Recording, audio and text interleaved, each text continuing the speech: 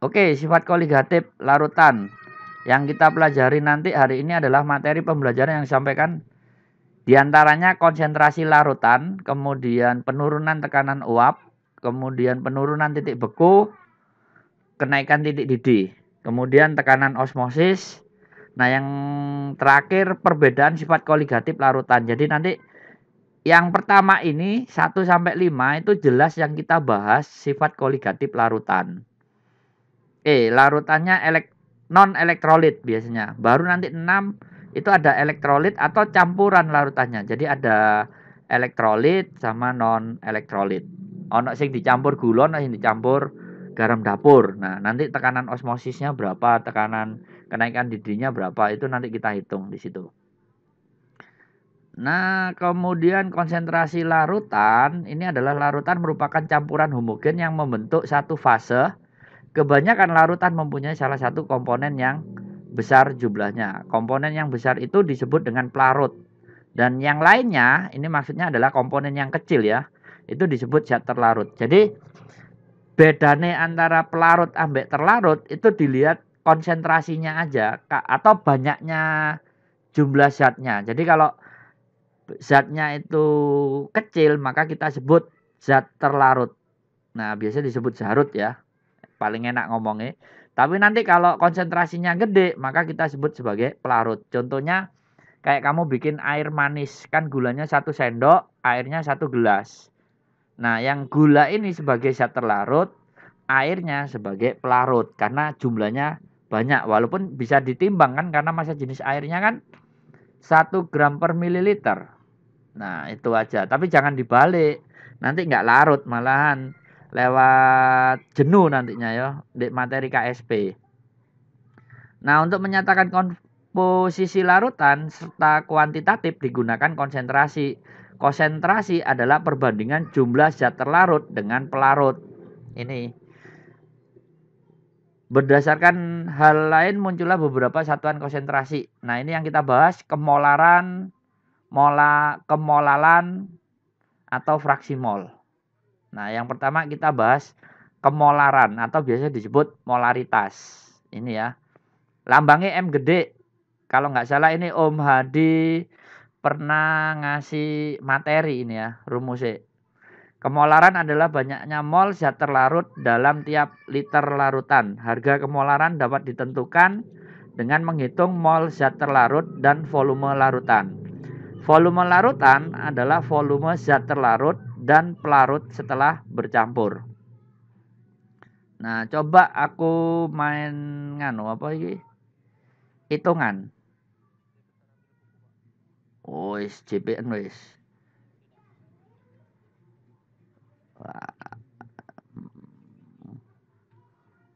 Buku sing ini ambil lah. Kertas sama kalkulator siapkan. Boh, jopo nang toko rel kan akeh. Molaritas ya. Ini orang lebih enak ngomongnya molar. Nah, satuan itu pakai huruf besar. Ini molaritas. Di mana molaritas itu kita dapatkan dari mol dibagi dengan volume. Nah, ini dalam keadaan liter. Ini ya. Kadang-kadang di buku nulisnya N per V. Atau ada yang pakai penjabaran dari N per V. N itu kan mol. Mol itu rumusnya adalah gram masanya dibagi mr. Nah, karena ini 1 liter berarti diubah ke mililiter. Jadi 1000 per mililiter. Nah, ini rumus yang kedua. Kita dapat. Rumus yang pertama ini. Tapi yang namanya ngomong konsentrasi larutan biasanya ada kadar. Maka muncul rumus yang lain. Rumus yang ketiga yaitu M sama dengan, nah di sini ada massa jenis dikalikan dengan persen, dikalikan dengan 10, kemudian dibagi dengan MR. Nah ini rumus yang ketiga. Jika nanti yes yang pakai rho. Jadi kayak apa nih? Persen itu kadar. Jadi huruf ini itu adalah massa jenis. Nah, kemudian yang persen ini biasanya nyebutnya kadar. Kayak beli asam nitrat, kadarnya 63%. Nah, berarti molaritasnya berapa? Bisa kita hitung pakai rumus ini. Wes ya. Iki rumusnya nanti ada di file PDF ini semuanya. Di sini ada semua. Kita ngomong santai aja wis. Pokoknya dasarnya kecekel. Nah, sekarang Om Badi punya soalnya ini. Yang pertama itu adalah molaritas. Nah, ini disuruh ngitung, berarti yang A ini tentukan molaritas larutan yang dibuat dengan melarutkan yang A 0,8 milimol larutan NaCl dalam 0,8 mol NaCl dalam 200 ml larutan. Yang B 0,5 mol KOH dalam 2000 ml larutan. Nah, karena yang A itu diketahui N-nya, N dari NaCl sebanyak 0,8 mol, sedangkan volume airnya itu adalah 250 ml. Lek diubah kan jadi liter kan jadi 2,5 liter kan. Nah, baru kalau kita disuruh nyari molaritas berarti N per V. Berarti nanti kita dapatkan adalah 0,8 dibagi dengan 0,25. Ketemu berapa ini? 3,2 molar. 0,25 kan seperempat. Jadi 0,8 kali 4. Iya 3,2. Wes. Ini soalnya bentuknya gini. Cuma nanti di sifat koligatif hanya ngitung nyiapkan molar ya. Cuma molar ini nanti dihitung. Langsung dimasukkan ke dalam rumus. Oke, ngerti kan? Nah, berarti B ini ketemu berapa ini? Yang diketahui N-nya KOH sebesar 0,5 mol. Kemudian volumenya itu pakai 2000 ml atau 2 liter. Nah, berarti nanti molaritasnya dari KOH itu adalah N per V berarti 0,5 dibagi 2. Jadi ketemu 0,25 molar. Sampai gini ngerti? Nah, ini pakai rumus yang awal ya. Sekarang Om Hadi geser ke soal yang nomor 2. Coba hitung. Ingat nggak rumusnya? Iya. Rumusnya pakai yang ini. M sama dengan gramnya massa dibagi MR. Nah, kita kalikan 1000 per mililiter. Udah pakai rumus ini, hitung.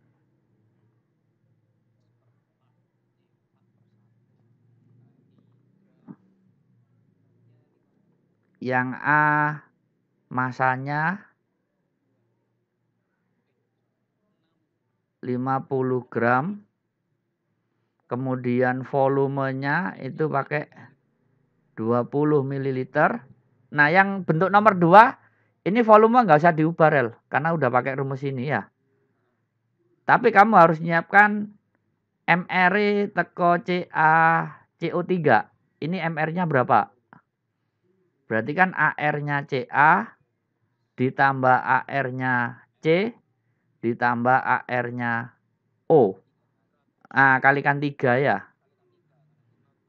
Wah, 100 ya. Jadi 40 ditambahkan 12 ditambahkan 3 kali 16. 100 lah. Langsung ya. Ini. Nah, berarti nanti molaritasnya adalah gram per mr kali 1000 per mililiter. Nah, berarti nanti ketemu 50 dibagi 100 dikali 1000 per 250. Ini dicoret ketemu 4. Ini kalau dicoret ketemu 2. Jadi 4 dibagi 2-nya 4 sama dibagi 2. 4 bagi 2 ketemu 2 molar. Sip ya ongkoe. Nah, tapi untuk belajar koligatif hafalkan dulu senyawa-senyawa sing masuk elektrolit. Ini harus hafal kamu senyawanya. Terutama ada asam, basa, garam. Kudu hafal namanya sama rumusnya. Tapi yang koligatif nanti paling sering sing dibahas itu lek gak urea. Apa rumusnya urea? Etanol, kemudian gula. Ya, gula ini isok glukosa. Iya. Atau sukrosa. Golongannya gula pokoknya. Iya, ini non semua. Nanti di soal paling banyak bentuknya ini. Jadi ini rumusnya CO dalam kurung NH2 2 kali. Iki rumusnya urea. Wes ya. Saiki tinggal ngitung yang B. Wah, B ini di copy aja wes, ben enak. Aduh, mak tadi cemet.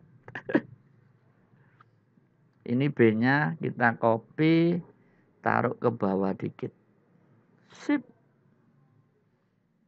Oke, soal yang B, kita disuruh ngitung molaritas.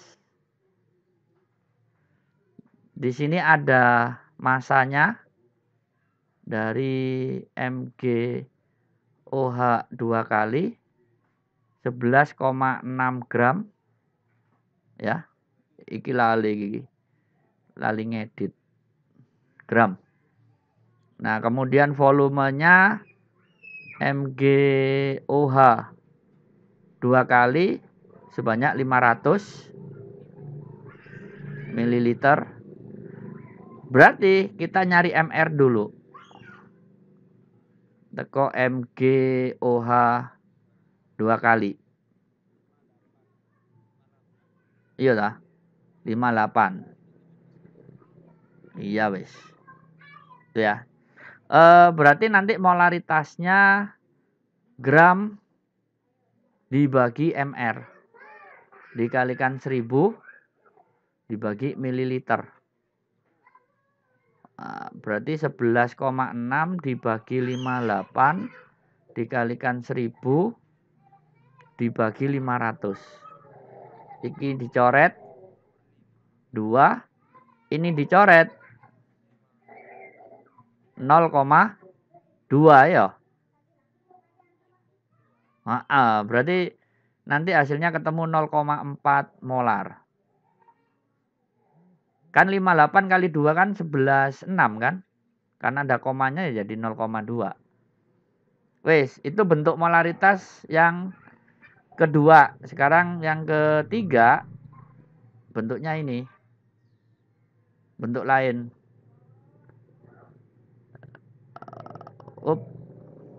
Nyari masanya.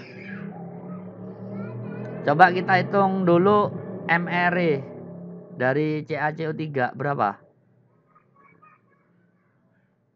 CaOH 2 kali sampai CaCO3. Berarti ArCa ditambah 2 kali AR-nya O ditambah 2 kali AR-nya H. 40 ditambah 2 kali 16 ditambah 2 kali 1. Jadi 40 tambah 32 ditambah 2. Ketemu? Oke, 74. Nah, masanya kita disuruh nyari. Kemudian volumenya 250 ml. Wis ya? Nah, berarti kan molaritasnya ini molaritas.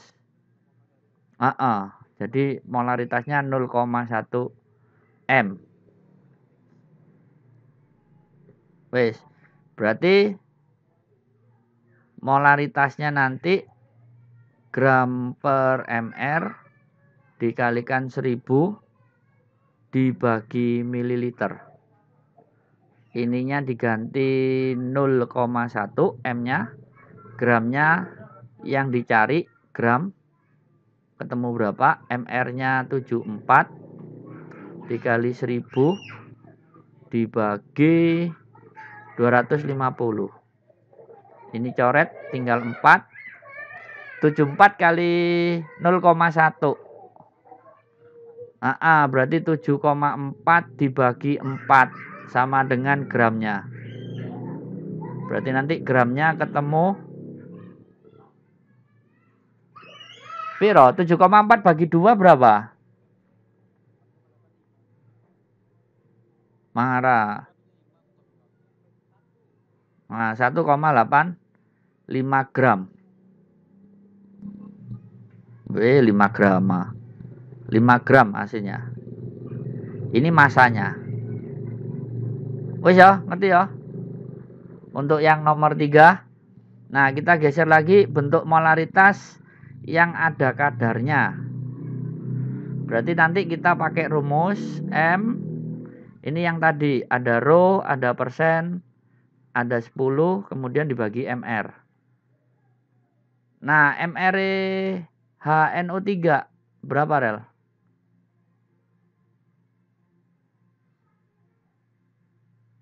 AR-nya H tambah AR-nya N ditambah 3 dikali AR-nya O. Jadi 1 ditambah 14 ditambah 3 kali 16. Jadi 1 ditambah 14 ditambah 48. Ketemu? 63. Nah, berarti ini enak, tinggal coret-coret wis. Jadi ininya kok 6, 1,8 ya. Jadi 1,8 dikalikan persennya, ini cuma ambil 63-nya aja. Persennya nggak usah dimasukkan. Jadi ambil 63-nya aja kalikan 10 dibagi 63. Nah, ini kita coret. Jadi ketemu 18 molar. Iya, kilogram liter.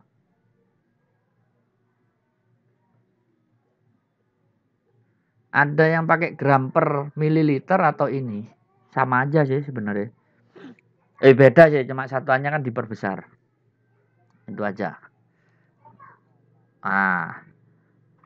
Berikutnya kemolalan atau molalitas. Lambangnya M kecil ya. Molar, molal. Jadi kemolalan adalah jumlah mol zat terlarut dalam tiap 1 kg pelarut murni. Nah, untuk menentukan molalitas suatu larutan dapat dihitung dengan persamaan berikut ini. Nah, ini persamaannya nggak tak sebut. No, aku jadi ben penak oret-oretane. Ini bentar sih, iki tak gede no. Aku lali properti sih gak tak tambah ini. Jadi 1334. Yang ini ganti kasih 0. Wis, sip. Molalitas. Orang-orang biasa nyebutnya molal. Ya. Arahnya nanti pelarutnya itu dalam keadaan gram satuannya atau pakai satuannya kilogram. Nah, lambangnya pakai M kecil. Ini molalitas. Jadi molalitas itu sama dengan mol dibagi kilogram. Ya. Kalau dituliskan berarti di buku ada yang N dibagi dengan P. P ini menunjukkan adalah massa pelarut. Ini adalah P. Jadi ini rumus dasarnya. Cuma di koligatif rumus dasar ini kadang dipakai atau yang paling sering dipakai dari rumus ini kita ubah jadi masanya gram per mr dikalikan 1000 per P pelarut ya. Tadi ini udah menunjukkan massa pelarut. Nah, kita pakai rumus ini berarti nanti massa pelarut yang di sini itu satuannya pakai gram. Tapi kamu pakai rumus yang ini, maka P-nya itu pakai satuan kilogram. Itu bedanya. Jadi kalau molaritas pakai liter, kalau molalitas pakai kilogram. Ini nanti rumus dipakai di kenaikan titik didih sama penurunan titik beku. Wes ya.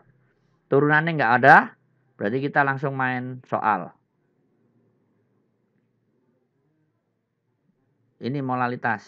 Coba hitung.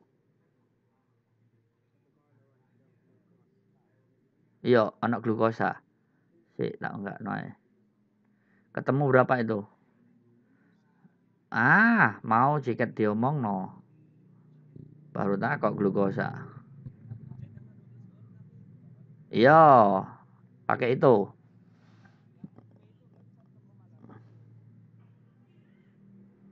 Glukosa ini C6H12O6. MR-nya piro? Iya, MR-nya ini berapa dulu?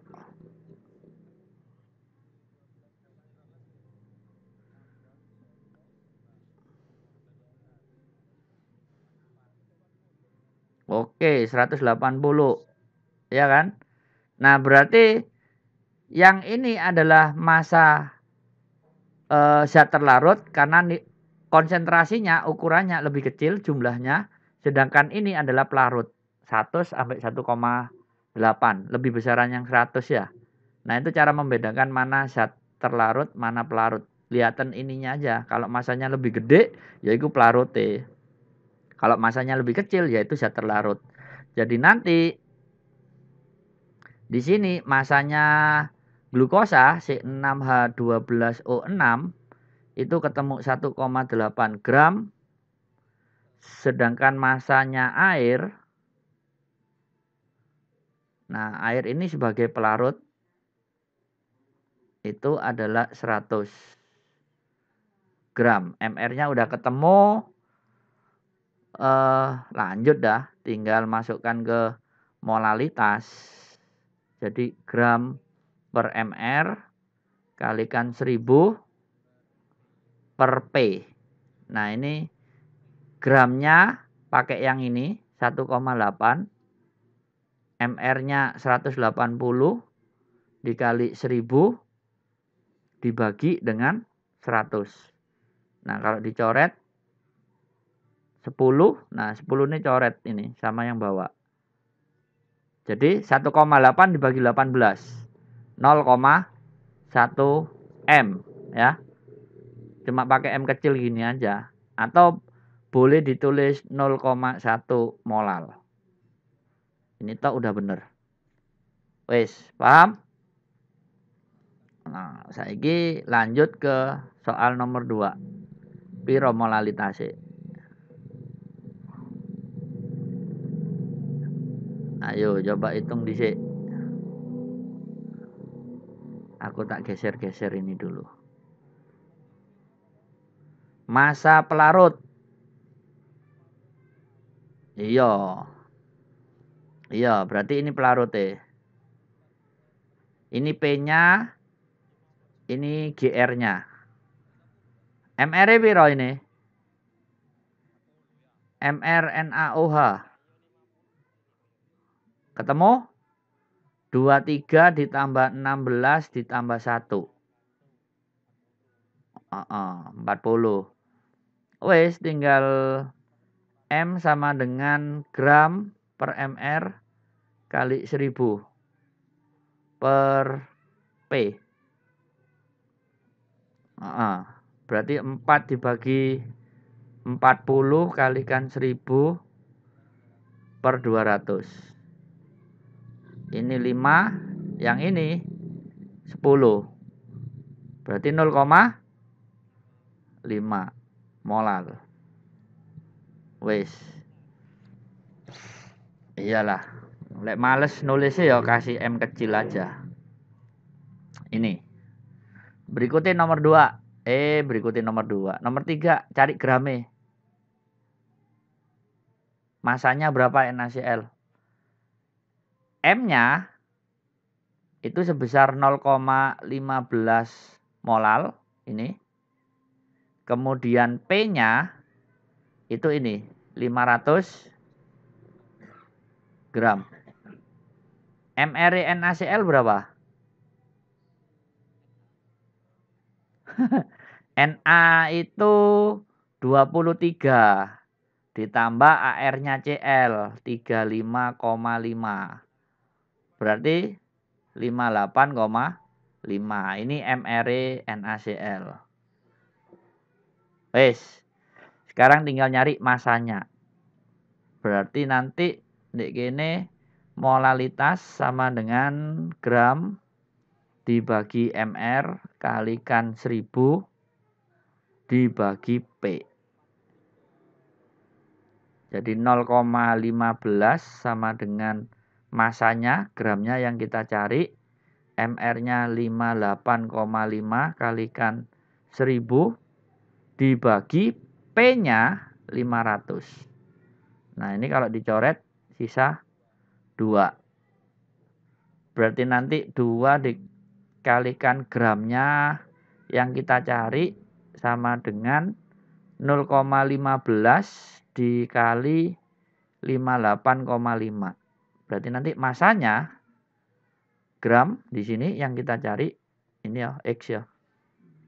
Bendak lali. Berapa ini rel? 0,15 kali 58,5. 7.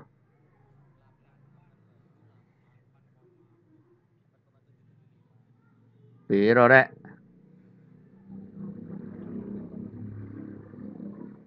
Enggak, ini. Yang 0,15 kali ini.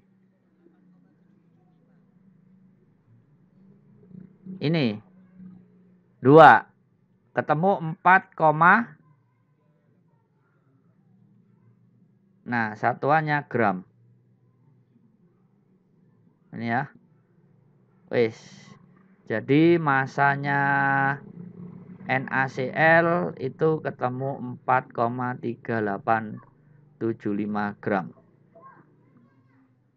Ini ya. Bentuknya lebih banyak bentuk seperti ini. Tinggal nanti soalnya dimodifikasi, kita latihan soal-soal sifat koligatif yang lainnya. Nah, berikutnya apa ini? Fraksi mol. Fraksi mol itu keterangannya di sini. Fraksi mol adalah perbandingan mol zat terlarut atau pelarut terhadap jumlah mol larutan. Persamaan untuk menghitung, ini rumusnya agak gede. Ini rumusnya fraksi mol. Waduh.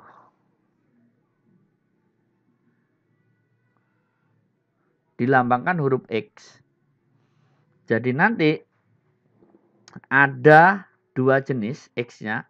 Yang pertama adalah XT, yang kedua adalah XP. Nah, yang XT ini adalah fraksi mol zat terlarut.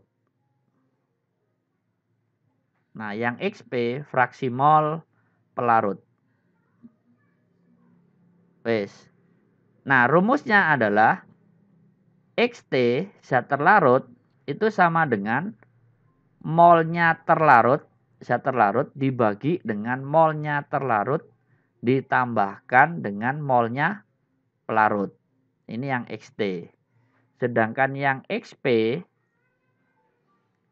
ini adalah molnya pelarut dibagi dengan molnya terlarut ditambah dengan molnya pelarut. Jadi rumusnya ada 2 ini.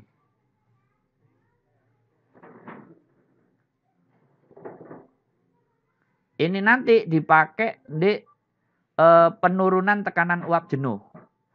Pakai rumus ini. Ya. Gini, penurunan tekanan uap jenuh. Baru nanti pakai XT sama XP.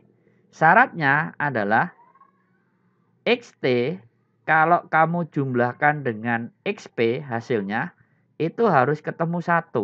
Ini syarat utamanya. Kalau dia lebih dari 1 atau kurang dari 1, berarti ngitungmu di sini di XP atau XT itu ada yang salah. Itu aja wis. Syaratnya cuma ini tok. Sampai gini paham? Nah, bingung nanti kan XP-nya udah dapet ini, berarti nanti NT itu adalah mol zat terlarut, sedangkan NP ini adalah molnya zat pelarut. Wis, anak tipe ini. Ini rumusnya wis paham, Om Hadi geser ke soal ini. Ini soalnya bentar tak geser titik. Sip. Nomor 1, larutan glukosa dibuat dengan melarutkan 18 gram glukosa. Nah, berarti nanti masanya glukosa itu ketemu 18 gram. MR-nya glukosa ini selalu 180. Kalau biasakan kalau ngitung MR sekalian dihafalkan biar nggak ruwet nantinya. Masanya air 250 gram. MR air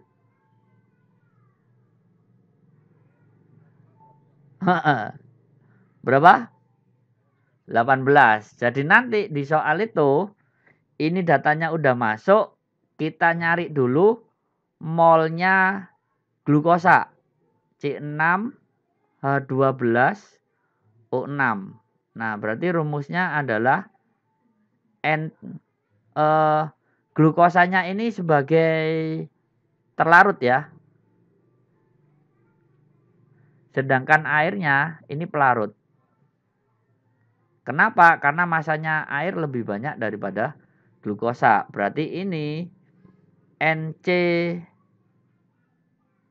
Oh, kok pakai rumus ini sih? Kita nyari molnya dulu. Iya. Molnya glukosa berapa? Molnya air berapa? Gitu mestinya. Jadi ini cari massa dibagi MR. Jadi 18 dibagi 180. Ketemu 0,1 mol. Kemudian yang N-nya air itu massanya dibagi MR. 250 dibagi 18. Berapa? Kalkulator. 13,9. Ya wis. Pokoknya nanti salah ngitungnya nggak ketemu situ, berarti kamu kesalahannya ada di pembulatan angka di sini. Ya. Nah, ini udah selesai. Molnya udah dapat ya, berarti kita tinggal nyari XT-nya aja. XT ini kan sama dengan X-nya C6H12O6. Berarti nanti rumusnya adalah NT. Kok NT? Iya bener ya NT ya. Atau ini aja lah NC6H12O6 dibagi N-nya C6H12O6 ditambahkan dengan N-nya air. Sama dengan, nah di sini 0,1 dibagi dengan 0,1 ditambah 13,9. Jadi ketemu 0,1 dibagi 14. Berapa?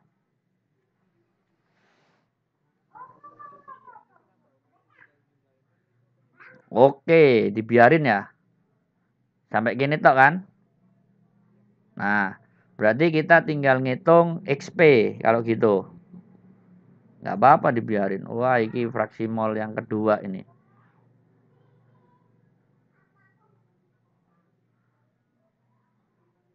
Nah, berarti fraksi mol yang kedua kita nyari XP atau X-nya air.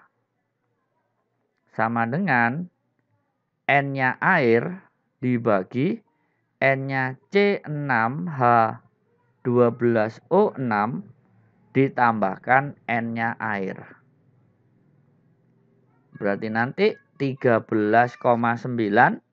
dibagi 0,1 ditambah 13,9.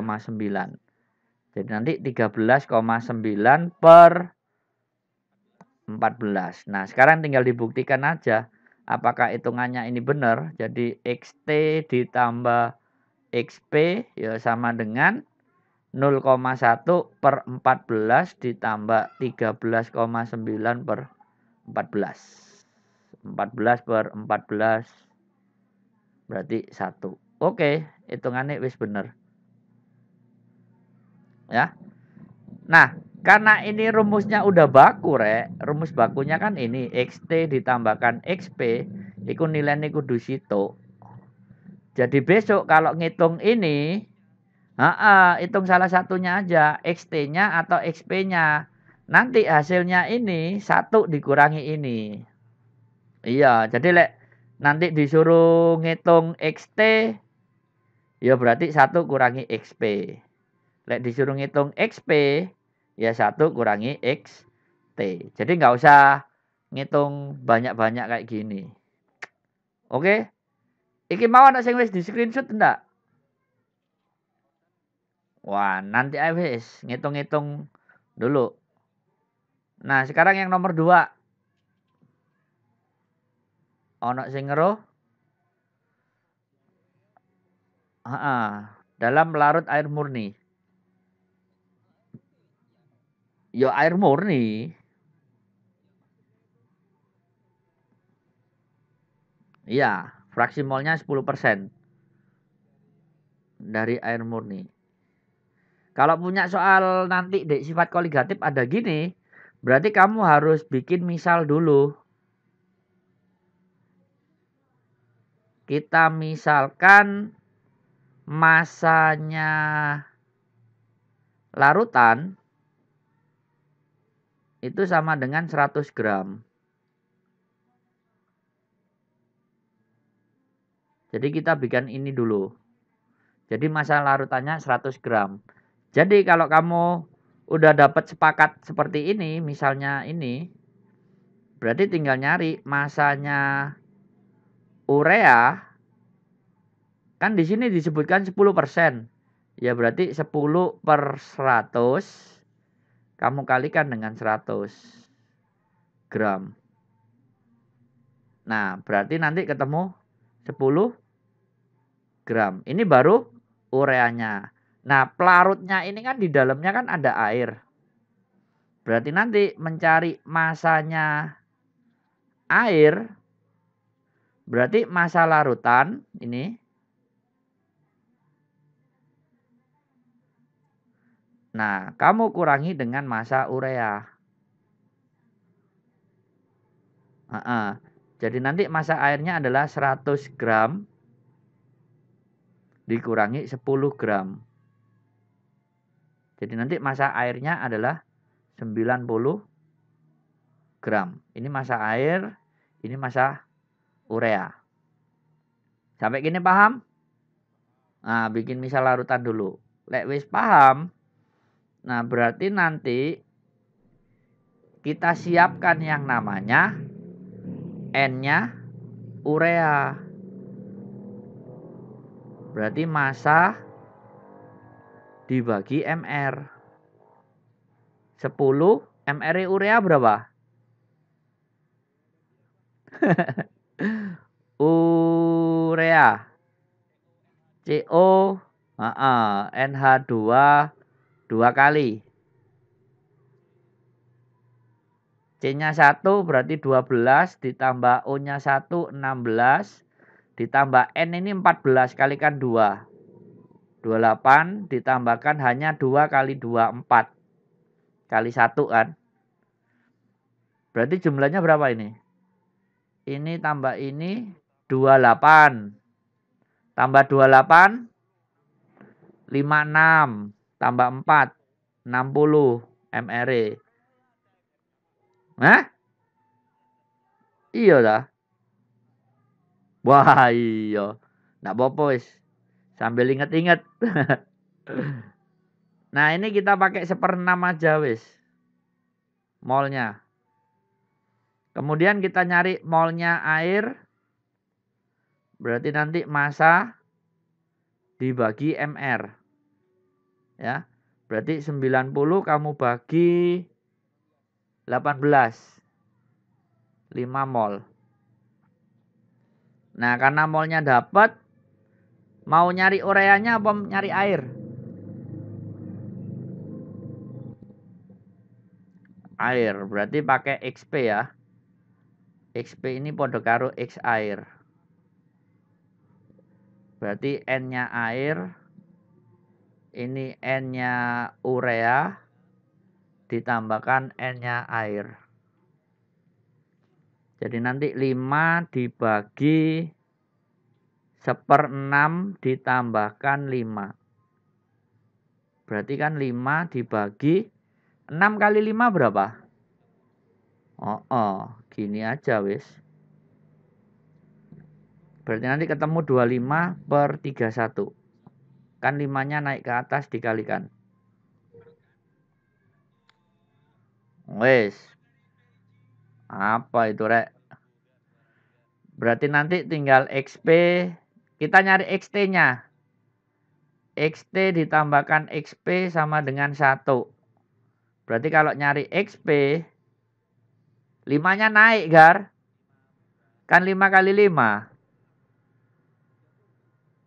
Weh. Ini kan 5/1, Gar. Sama no penyebutnya dulu kan. Lah ya kali 6 kali 6 atas bawah. Oh iya. Oke. Bukan 5, sorry. Maksudnya Sagar ini. Iya, biasanya ngitung-ngitung ini 6 ya. Ini 30. Wes, berarti rumusnya XP di sini 1 dikurangi XT. Berarti 1 dikurangi 30/31. Piro? 31 dikurangi 30/31. Berarti nanti XP-nya 1/31. Wes, ini hasilnya. Variasinya bentuknya kayak gini tok. Iyalah. Wes ya. Lek mau screenshot, Om Hadi tarik ke atas.